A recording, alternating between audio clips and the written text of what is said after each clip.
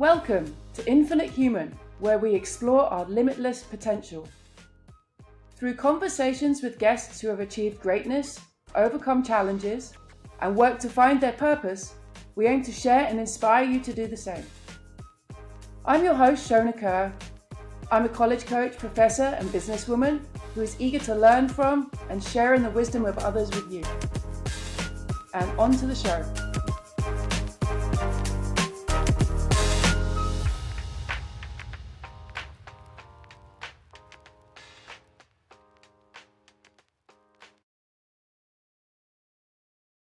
Today's guest is Rich Gibbons. Rich is the president of SpeakInc, one of the largest speaker bureaus in the US, where they find and recommend the best fit speakers for a wide variety of events. Rich is an alum of Wesleyan University in Connecticut, which is where I work, and was a member of the men's squash team when he was there. Rich will talk about what a speakers bureau does, how his path led him there, and the changes in the field of public speaking that he has seen. He'll also talk about the influence that a really great speaker can have. And on to the show. Welcome, Rich. Great to have you here today. I am thrilled and excited to talk to you about your journey to becoming president of SpeakInc. And our connection has been a wonderful one through Wesleyan University and Wesleyan Squash, of which you're an alum and you played on the varsity team there. And I'm dying to know how one goes, firstly, one gets to Wesleyan and that path. And then having worked with the students, I'm always very intrigued to know people's path to the career that they find themselves in and how that's evolved. So I am cannot wait to dive in. Well, first of all, thank you for inviting me and, given all of my sort of industry connections for this kind of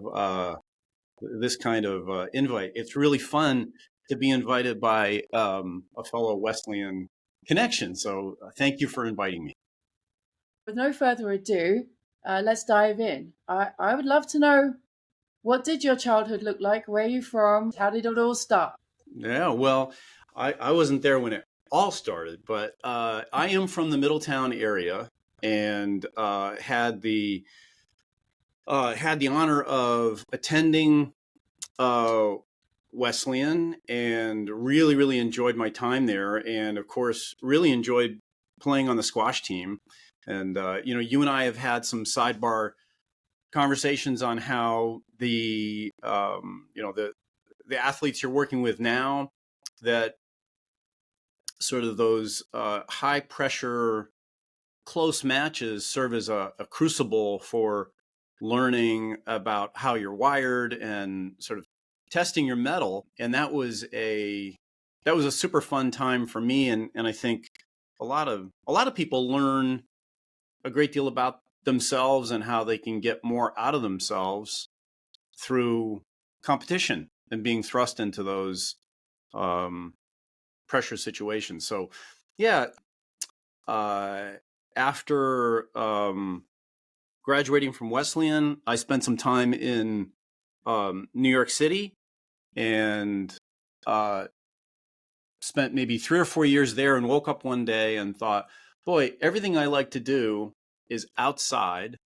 And whether it's skiing, cycling, playing our shared love of pickleball, it's all outside. So in 1990, after graduating from Wesleyan in 1987, I moved to San Diego, California, and have never looked back. It's perfect. So I'm envious in that regard. Now, you touched upon your experience at Wesleyan, specifically on the squash team, preparing you for things after. Can you dig more into that? Are there any specific qualities about being a student athlete that have really served you? Yeah, I think there's so much about given my vocation and sort of my just the content that I bathe in sort of all day, every day, authorship, podcasts, articles, I stumble across a lot of great quotes. And one of the quotes I love is, the more you sweat during peace, the less you bleed during war.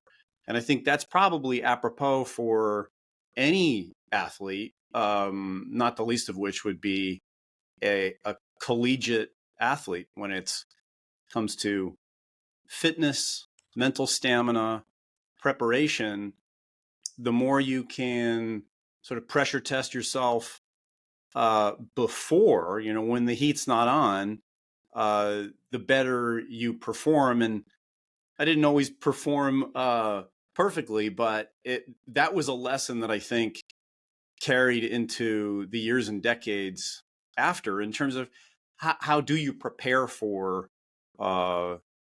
any event where you've got to bring your A game. A fellow coach of mine, Paul Asiante at Trinity, would say the very same thing. His quote would be, we should cry during practice and laugh during the matches. I also think sport is this wonderful thing. You can't Google it and become a better player. There is no shortcut. And in such a fast-paced world, I do hope that some of that gets relayed to some of the students that I'm working with. And that's amazing to hear that you still hold on to that. You're well established in your career, and that's still relevant. Before we get into the weeds of SpeakInc, of which I have a lot of questions, what were maybe some of your favorite moments on the Wesleyan squash team, just to share? I'm sure the students I have would love to hear that. Yeah, I would say probably, and having heard your students talk about some of the road trips, there is a real camaraderie when traveling to a remote site. I think of some of the trips we took up to Boston, to Williams. We went to West Point. Speaking of West Point, that was one of the more fun experiences I had, being able to sit down with all the cadets. Is that what they are? I think they're cadets at West Point, and dine in it just felt like a very historic setting. So I would say the fun and adventure and camaraderie of being on the road with your teammates, we always had a lot of fun. Now, what kind of student were you? There's a technical term for this. I was in the half of the class that made the top half possible. Okay. I like it. I tried, but I was in, I had some pretty challenging natural science courses. So it probably stands to reason I'm in the industry I am now. Well, what were your aspirations growing up? I mean, did you say, hey, I want to be president of a speakers bureau, speaking and assigning speakers to events is where it's at, or was it something else? It was probably somewhat ill-defined. I remember vividly as a senior, being a senior at Wesleyan and wondering, gosh, what, and it's probably in the minority that people say, okay, this is the path I want to be on. But the thing that probably in the first several years out of school, there were some experiences I had where I felt like, boy, this is not something I enjoy. I don't feel particularly good at it. I wish I could do more of this or more of that. And I tell a lot of young adults in my orbit that, your job, as soon as you're sort of out in the world and trying to navigate and figure out, well, what is that? How do I want to invest my time and energy as I sort of embark into the working world? Those jobs which feel like crawling through broken glass are so informative to helping you better understand, what am I good at? What comes easy to me? What excites me? What interests me? And I feel so fortunate that I think I was 26 years old when I was in San Diego, and I was going by, it was my fraternity brother's wife that started this company. And I was going by her office. This was back, this was a long time ago. This was 34 years ago. And I was going by her office borrowing books and audio cassettes and VHS tapes to expose myself to authorship, new ideas. Back then, there weren't such thing as TED Talks, but that's ostensibly what they were. And I just found it endlessly fascinating. And it was a real door opening for me, because I found that it was the kind of thing I was interested in and would engage in my free time. So the fact that I get to do this and I'm exposed to so many incredibly engaging ideas and people and experiences, and it's my primary vocation, I feel very, very lucky that that I get to do something which is intellectually engaging every single day. I think you're pretty lucky too. It's pretty cool. And it's interesting that that was your turning point. Yeah. 26 years old, and I agree that I think it's really hard right out of university, and I see it, and people are lost and searching. And what were some of the things you did that were like walking through glass? What were those experiences? Well, there was one in particular. It was in New York City. It was essentially, consulting in commercial real estate, and there was a lot of being out in the field. And one of the epiphanies I had in that role was I was very socially isolated, and I realized that being connected to other people, and frankly, other people that I enjoy and respect and can learn from. So in this industry, I'm around people all the time. I'm around customers, I'm around speakers, I'm around my colleagues, and I feel very fortunate that all of those people I genuinely appreciate and like. And that was one of the things that I felt really informed my view of, who am I and how am I wired? And that was a real gift when I realized, boy, I have to be, I'm a real people person. My wife jokes that if we both show up at a party and our social battery is at 75%, I leave the party 3-4 hours later and my battery is 100%. And her battery is at like 6% and blinking red.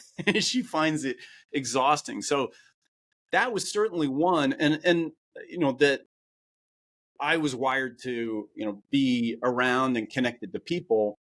And another one is really just, one of the roles I had right out of college was in the legal realm, on Wall Street. And I found the content, the documents, it was just mountains of paperwork and mind-numbing content that I didn't find remotely interesting. And you've had that experience. I've had, your listeners have had that experience where when you find something truly interesting, reading it and absorbing it and really digging in deep, it doesn't feel like work because it's naturally interesting to you. So that was another thing that really informed, what I wanted to do, because it really felt like heavy lifting when what I had to sort of study or examine or figure out, I just was not interested in. So being able to swim in a water column of unbelievably interesting people and ideas and authorship I just feel very, very lucky. So how did they scoop you up, or did you say, I need in on this company? How exactly did they say you're perfect? You know what? It was such a happenstance thing when, in related news, when my wife and I, she was my girlfriend at the time, but we moved from New York, and I'm pointing this direction because that's easy. That's New York. We moved out to California, and we landed in San Diego with really not a lot of money, no contacts, no job, really no nothing. And I went to Wesleyan and went to the alumni office and looked in the directory and was like, geez, who's in Southern California that I might be able to connect with? Lo and behold, one of my fraternity brothers was working for a bank here in San Diego, connected with him, met his wife. She had just started this bureau. And that, as I was sharing 10 minutes ago, I was going by her office all the time, borrowing stuff. And I sort of had sticky fingers in her office. I was always, hey, can I borrow this? I'll bring it back. And I was treating her office almost like the public library. And about 9 months later, after I was sort of, going by her office all the time and borrowing things, she and her husband were energized to expand the operation.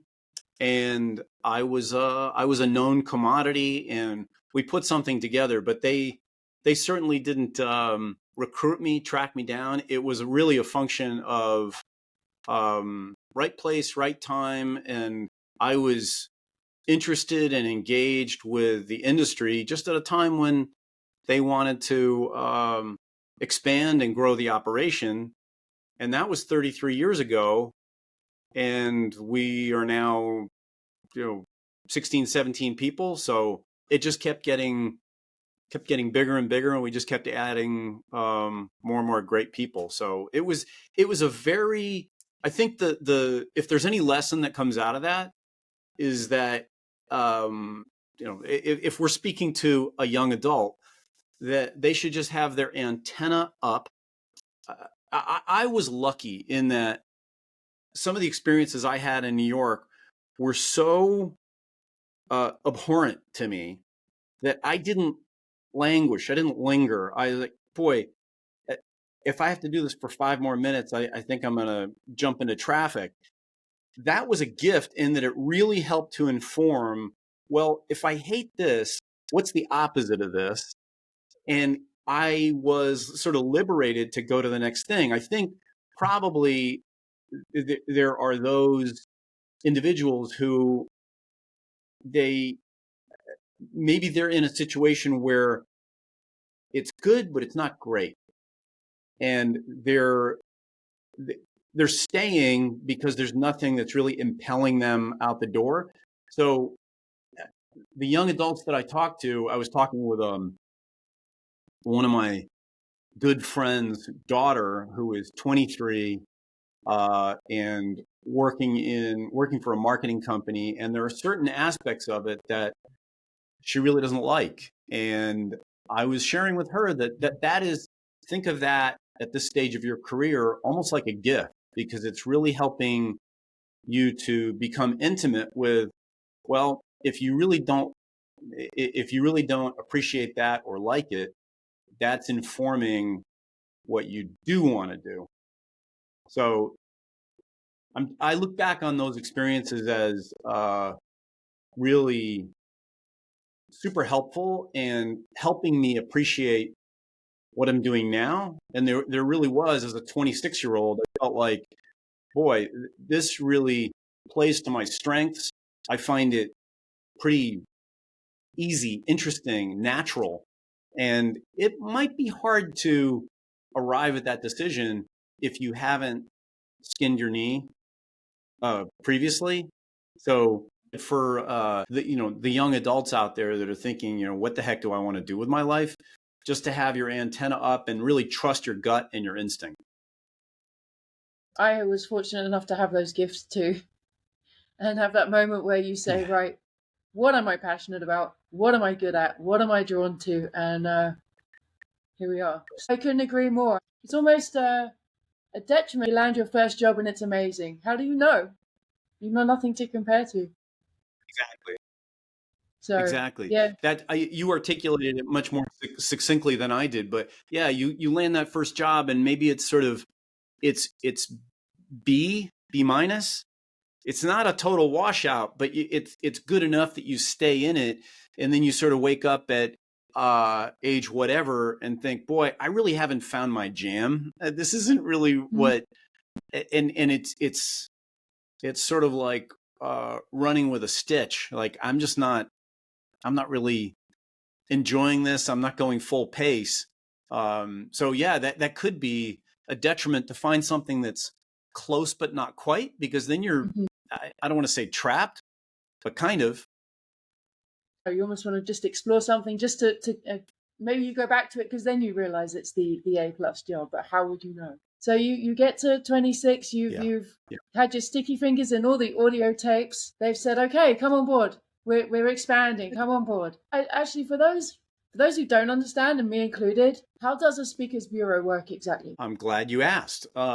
So the customers that we serve are typically corporations, and they have obviously a wide variety of types of events. We also work with a lot of trade groups. So think of, National Association of fill in the blank, and there's thousands of them. If you're in Washington, D.C., walking down the street, every other door is the frontage of a national association. So all of those huge conferences that happen in places like Orlando and Scottsdale and San Antonio, big conference destinations, they typically have 500, 1,000, 1,500 people in the audience, and they oftentimes want some voice. The trade associations, frankly, use name recognition and celebrity to try and draw attendees to their event. So that will oftentimes drive the selection process. For corporate groups, it can be much more bespoke in that they really don't care about name recognition, but they want to get into driving certain leadership principles, fostering a culture of innovation, driving teamwork across global teams. Each event stakeholder has a different North Star that they're trying to navigate to. And for the speaker bureau community, the lecture circuit, we can listen with an unfettered ear and understand audience demographic, the event sort of backdrop, industry landscape, and not the least of which is budget. If you're suggesting people that are double what the customer has to spend, you're not really helping them out. So if we can sit with them and listen for, sometimes these descriptions go on for 5, 10, sometimes 15 minutes, what they're hunting for. Sometimes there's a diversity component. We have customers that say, boy, if I hire one more white guy, or as the joke in the industry goes, male, pale, and stale, the middle-aged white guy, I'm going to get run out of town. So sometimes there's a diversity component, gender, racial, and because we sit in a place where we see a whole host of different industries, different venues, we know what speakers are doing a really great job and leaning into their trade craft. And, to a great degree, past is prologue. If a speaker has done phenomenal work the last 2-3 dozen times we've sent them out the door, odds are they're going to do a good job at the event we're proposing them for. So, back to your question, what on earth does a speakers bureau do? We have a vested interest in making keynote candidate recommendations that are going to deliver on game day, because we don't want the relationship to be one and done. We want to work with that customer again and again and again. And sometimes they have maybe not a meeting once a year, maybe they'll have 2 meetings, 4 meetings.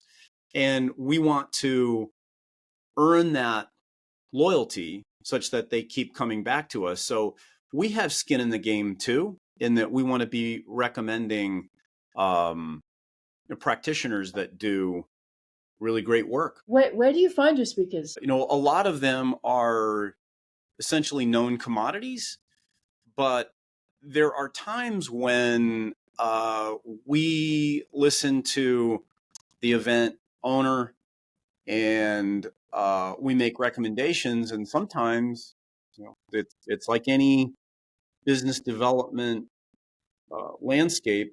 Sometimes our recommendation doesn't get selected, and they describe a speaker that maybe we haven't heard of, and we follow up and we learn about them, and it ends up being a function of, boy, their reputation is really strong. They're doing all the right things, and that's probably the best way that we learn of the best talent is networking within the industry. But to put it bluntly, if you're a professional speaker, you use speakers bureaus as a distribution channel to the market. So we have, figuratively speaking, we have dozens, hundreds of eager speakers kicking in our door and filling up our email inboxes because they want to use us as that portal to this landscape of corporate customers and trade association buyers. And then, of course, there are those luminary, athletes, people in media, retired politicians. Their reputation precedes them. For instance, you don't need to hunt for the likes of Barack Obama. We know exactly who handles Barack and Michelle in New York, and we are well networked with all the different managers and agencies that have exclusive talent. Finding the speakers is not the hard part. The hard part is finding the people with the money. I see.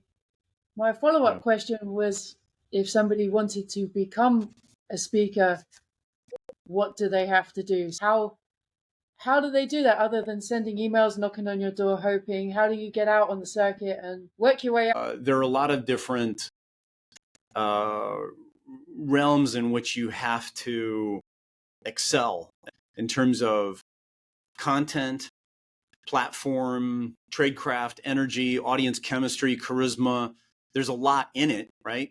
When I first got into the business, there was a lot of sort of starry-eyed wonder at the names now are so they're so passe and dated, but a name like a Zig Ziglar, I think there were people that looked at that kind of presenter and they just had this fascination and wonder. And well, if they're the one on the platform and they have the microphone, they must have legitimacy and bona fides to deliver messaging in this realm of expertise. I would say about 10 years after that, there were so many, I don't want to say charlatans, but there were so many people that just woke up one day and they decided, you know what, I'm going to become a speaker. That as a backdrop may not have been a really good reason for them to be on a platform. So I think there were the audiences probably 20 years ago, 25 years ago, there was a little bit of a shift in that there was probably a healthy level of circumspection and cynicism on the part of audiences, and they were a little bit more arms folded, butter wasn't melting in their mouth. Like, what are you possibly going to tell me that I don't already know, right? So that starry-eyed wonder, left the building, and there needed to be something in the, were you successful in whatever that endeavor was, whether it was athletic, business, politics, you achieved something, you did something, you led a group of people. And, one name that comes to mind is Alan Mulally, the former CEO of Boeing and Ford. He was a turnaround uh, virtuoso. He came into Ford when Ford was hemorrhaging money, and through a lot of leadership principles and um, common sense management approaches and getting people to work together, he's largely credited with turning that company around. So if you are a leader, a manager, a business owner, an entrepreneur, and you're sitting in the audience with your arms folded, you'll unfold your arms because the person, somebody like Alan Mullally, well, he's actually got the street cred to talk about these topics because he actually did it. And we hear a lot, gosh, this candidate is interesting, or this suggestion is, getting some traction with us. But what did they do before they became a speaker? And it's always a little cringy if the answer to that question is they wrote a book and they woke up one day and they decided, I want to speak. There's a bit more credibility when there's something in the speaker's background and the arc of their experience that speaks to the fact that they have credibility in this realm because they achieved something in their background. Mm-hmm. Yes, the expertise leads. I can see how that validates. If I'm sitting there, I want to know that they have done it, and they are the expert. And your buddy Paul up at Trinity is Exhibit A in that regard. His achievements with that program and his track record, he can speak to discipline and a whole host of different topics that relate to drawing the best out of yourself, out of a team, and leading that. So when you have that kind of record in your past, I think audiences, by and large, audience members think to themselves, well, this coach must know something about how to get the best out of people. And because his track record is pretty amazing. It makes sense. Versus the person that wakes up and says, I'm going to be a speaker, and they have nothing to say. It's about the expertise and the experience and passing that on. And what is the secret sauce? We want to know. Then we're intrigued. I can completely see that. Exactly. What were some of the most memorable matches that you've made between a speaker and an organization, or the most powerful matches that you can remember in your experience? There's a nuance to energy and intellect and really understanding the audience and knowing, okay, we're talking about more of a salt of the earth, pragmatic audience versus, okay, this is a bunch of software engineers who are wired a little differently. And getting that marriage between the amount of energy, how kinetic a presenter might be, I think you said matchmaking, match content to the right audience. There is an astronaut we do some work with, and he does a lot in the operational excellence and safety space. And I always find it fascinating when we do work with him and nuclear power generation, petrochemical, heavy construction, mining, places where when you make a mistake, you're not talking about a paper cut or a sprained ankle. You're talking about people getting killed. And the thing I always find amazing is when you'll hear from somebody, it might be 8, 9, 10 years later, they're able to quote whole passages or stories from an event that they had heard a decade earlier and say, hey, I've been promoted, I got recruited, I'm in a different state working for a different company. But when I was working for ExxonMobil 10 years ago, I saw this speaker, and it's culture. It's watching it. It's having the personal courage to see something, say something. That kind of messaging, when it has that level of, for lack of a better description, staying power, and individuals who saw it a decade earlier can rattle off a whole line of the architecture of their message and say, hey, that was so impactful on me and our whole team. And we went years and years and years quoting directly. There are these little catchphrases that he uses in the program that sort of package up the idea.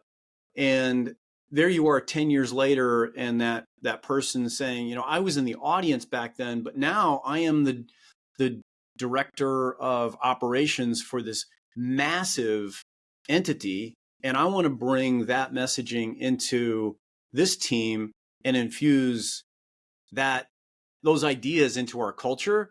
That is an incredibly validating to have somebody say, this stayed with me for 10 years and it really affected the way we worked as a team. That's a very roundabout way of answering a question, but that's very, very validating. And especially when an event owner comes and says, hey, this is the demographic of the group. This is our budget. This is what we're trying to wrestle down. These are some of our opportunities, some of our challenges. What do you think? And then when we present those ideas and they essentially say, who? You realize that you're like the Rosetta Stone between the universe of talent that's out there and these people that are trying to optimize around systems and operations that they would never know about otherwise. Is incredibly fun and validating to what we do. I mean, I think that's powerful, right? And to me, it seems like that's the purpose of it in many ways. And if there's a speaker, I want to learn something. I want to be enlightened or find some way I can be personally better or improve. To be that conduit seems very powerful, actually. I was just going to say, it was probably 6-7 years ago, my wife and I refinanced our home. I remember after that, I would get these letters in the mail, and the letter would say something about title insurance. I'm like, oh, you need title insurance, and please contact us immediately. And I contacted my mortgage broker and I said, I just got like 7 of these things in the last 10 days. What's the deal? Do I need to be buying title? And they said, no, that's a scam. You already have title insurance when you close through, it's process and escrow. And I don't know a whole lot about it. But I remember holding these letters thinking, if I had to go to work and scam people all day long, I think my soul would rot in about a year. I can't imagine a more meaningless existence. Back in December, we had a holiday party, and I was talking with a colleague of mine and said, when you address your team, what do you talk about?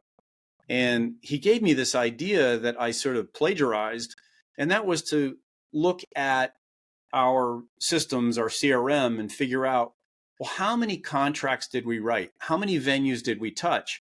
And the answer was almost 1,000. And then you could figure out sort of the average size of the audience. And I think by the time you turned the crank, it was something like 1,000 events, something like 600,000 people. It was crazy, the number of people that essentially your ideas have a ripple effect out on the world. And when they're productive and they're, as opposed to the, hey, you need title insurance, and it turns out you don't even need it. It's an enormously validating and satisfying enterprise to contribute to people sharing ideas that are socially progressive and push the puck forward. I think that's incredible. What has been the most recent idea that's been shared by a speaker that stuck with you? There are some really, really interesting entrepreneurs that share their probably that notion of fail fast, that you need to innovate. The world is not standing still. It's constantly changing. And we as individuals and as operations and enterprises, we need to change as well. As one of them says, if the rate of change outside an organization is faster than the rate of change inside an organization, the end is nigh, right? That you have to constantly evolve and sort of think differently about what you're doing. So that idea of iterative testing and trying new approaches and trying new ideas, and of course they're not all going to be a home run, but you just never know which approach, which initiative, or which idea is going to get traction, and you'll never know until you actually try it. So again, long-winded answer to your question, but I think the idea would be that we have to be essentially reinventing ourselves all the time, because the world is certainly not standing still. And as an example, practically every single customer we have is hand-wringing and anxious about artificial intelligence and the way in which AI is going to change the way we our personal lives, our professional lives. And probably one of the most powerful ideas that I heard was from somebody who was the former head of revenue for OpenAI, which is the pioneer of ChatGPT.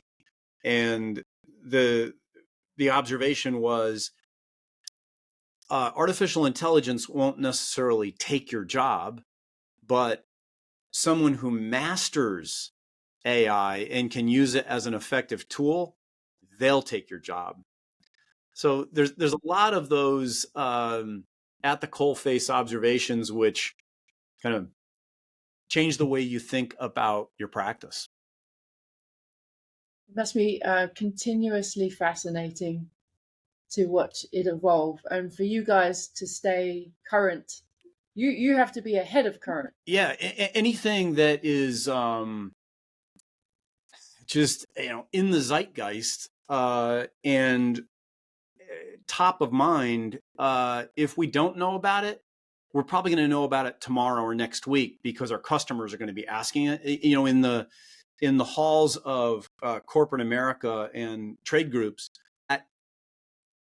we always get sucked into that conversation, because the landscape and the medium of meetings and speakers and program content, it's always at that cutting edge. So that's one of the things I love about it. One of my business partners says, it's great. It's like going to university every day. Right. And you were which half of the class at university? It's funny. You did it the other way around. You're your whole life has been university. Well, it really is. And I think whether it's in an academic setting, an athletic setting, I think I told you the story about clawing my way to the top of the ladder and then realizing I was the sacrificial lamb. I would go out and we would play the likes of Trinity. And I thought, this is like a lamb to slaughter. But I always learned something. And, for me to be in a cohort of people that were unbelievably bright, motivated, hardworking, inquisitive, that raised my game. So yeah, I didn't light the world on fire academically, but Wesleyan definitely scaled me up to be inquisitive and a critical thinker once I got into the world. And I don't want to say it didn't matter, but I feel like I was vastly improved because I was swimming in a water column with people that were very, very talented, intelligent, motivated. You can't be around all of those qualities and not have them rub off on you. Correct. And it shows you what's possible. If you don't know what you're rising to, how do you know where you're going? And that's the beauty of Wesleyan, is the community and the people that surround you and what you learn from that. And so what does Rich Gibbons do in his spare time? You mentioned your wife. I happen to know you have kids. What do you do to kick back and balance this this life that you have? So that was one of the things that that was another takeaway when I was younger. The idea that I would sit in a car, ride a train, sit on the subway to get to and from my place of work. That's one of the things that I really cherish. You can't see it, but right over there is a mountain bike, and I rode my bike to work today. That was my commute vehicle through the canyon. So the great thing about being in Southern California, you know, what does Gibbons do to unwind and have fun? Exercise. You and I are both pickleball junkies. I have a weekly knucklehead summit where I have a bunch of guys come over and we play pickleball. I'm constantly on my bike. My daughter is an avid former competitive mountain biker and road cyclist, and I've logged thousands of miles with her. My whole family skis. We love skiing together. My boys and I will go to the dirt bike track and ride motorcycles. So pretty much anything that Southern California has to offer, I'm all in. Love it. Sounds like a wonderful experience. Again, I'm jealous of that San Diego weather and the outdoors that you have. And I'll give you a lot of credit too, from being on the squash team and then coming back to visit Wesleyan. You did an incredible job of jumping in and practicing with the teams, and you kept right up with them pretty much the whole way, and were kind enough to speak to them as well. So I can't thank you enough for that. It was so. I really am, as I think I've mentioned to you in the past, that there are corners of my mind where I'm jealous of your role, that you get to be around these they're incredible young adults, and to spend the time that I did, and thank you for sort of folding me into some of the practices. I was humbled to be included, similar to actually being at Wesleyan as a student, to be able to interact with both teams and spend time with them was it was pure delight. And I was very sore at the end of that week. You did incredibly well, and you are right. I realize the privilege that I have. I really do. It's an honor. Going forwards, what are your hopes and dreams? Well, professionally, the more years that go by, the more you realize that enduring success is never guaranteed. That somebody is always ready to walk up your back, and continuing to move the entrepreneurial journey forward and continue to grow it, evolve it, and make it more enduring. You know, we have seen through certainly during the pandemic, there were some companies that really took it on the chin, and they had to let go half of their staff. And we were very fortunate that we're sort of built in such a way that we were able to endure it without any kind of massive layoffs. And I think my partners and I look at our business as that there's responsibility in protecting people's livelihoods and making the business durable and survivable through the inevitable ups and downs of the economy. I mean, if you told somebody a month before the COVID pandemic that was going to happen, no one would have believed you, right? So who knows what's going to happen a week, a month, a year, a decade from now. There's always going to be something, right? So my partners and I want to make sure that we have a really enduring company and brand. And of course, you know, again, being able to contribute to these events and venues that change the way people think, both personally and professionally, is incredibly rewarding. So that, certainly professionally. And I've had some friends whose young adult kids have had really, really tough time. And to see one's own children, grow up and navigate the slings and arrows of life, but do it with some mental toughness and fortitude, but also be kind and generous with their fellow humans. I would say probably that is to know that my wife and I have a family that produced those kinds of people that go out into the world. That would be, if we weren't able to do that, that would be heartbreak for me. So to see them evolve and grow and turn into productive, good humans is incredibly, incredibly gratifying. I can't thank you enough for spending this time with me and sharing your philosophies and yourself with the people that are going to listen to this. I love your genuineness and curiosity for the world and passion to